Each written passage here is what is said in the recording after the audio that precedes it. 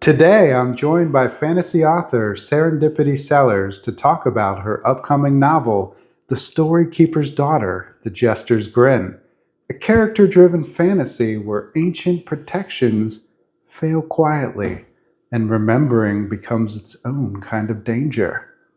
Give us a quick rundown. What is The Jester's Grin? It is a fantasy. It's an epic fantasy about what happens when the world's oldest safeguards fail, not with spectacle, but with silence. And when the danger creeps in, people explain it away at first.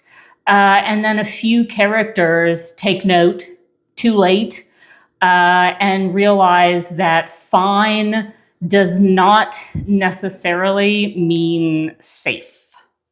Okay, but why that title, The Jester's Grin? Okay. Couple of reasons, honestly.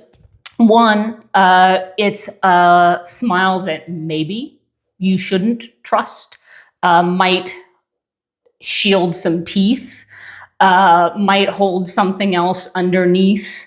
The Jester's Grin is also an object within the story of some importance. So there's actually a physical object called the Jester's Grin in the story.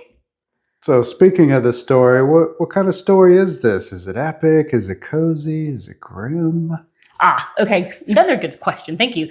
This, I would say it is a character-driven epic fantasy. So very much character-driven, epic stakes. There are ships, there's conflict, there's battles, there are creatures, some you may have never heard of before in a fantasy novel, so some I think I've made up. But the real pressure, the real story is the people, is the choices that people make, what they carry, and what they're willing to lose. Well, speaking of people, who are some of the people we'll be following in your story? So one of the key characters is Omri, and she is a boat captain, and she is the storykeeper. So she's a bit of a scholar as well, and she keeps dangerous knowledge, and she runs aground of Joymond, who is a ancient king, high elvish king, who has been at his high elvish duty for so long that really he doesn't know anything else.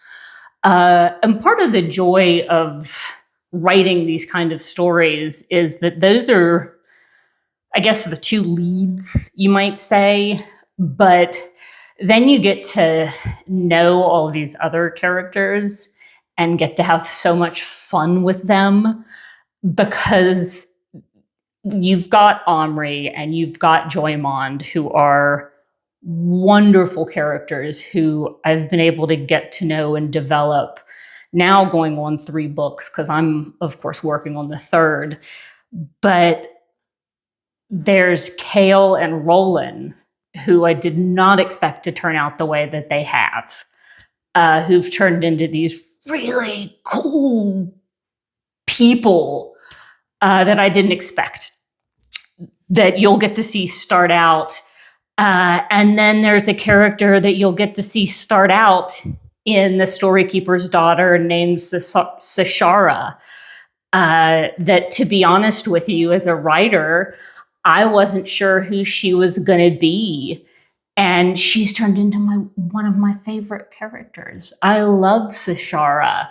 And so you'll get to meet her as well in this. And she's not one of the leads necessarily, but she's turned into, over the course of developing the stories, somebody that I just love, which is one of the joys of being a writer. Anyway, that's my little rant on that one. But I think that's part of the joy of a character-driven story, is it's not just those 2 characters. There are these really fun other characters in there.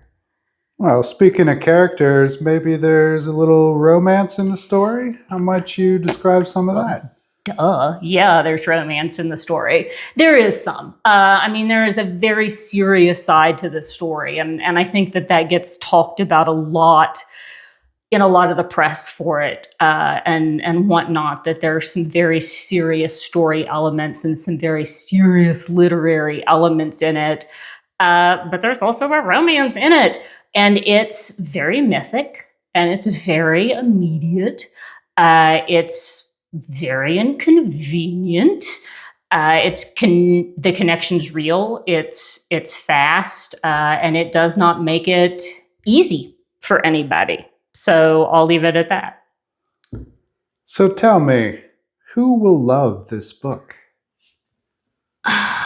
People who love epic fantasy will love it. People who like something enormous, people who feel like being on the edge of something big will like this. People who like immersive world building, I think, will really, really enjoy it. And then I think also people who like found family.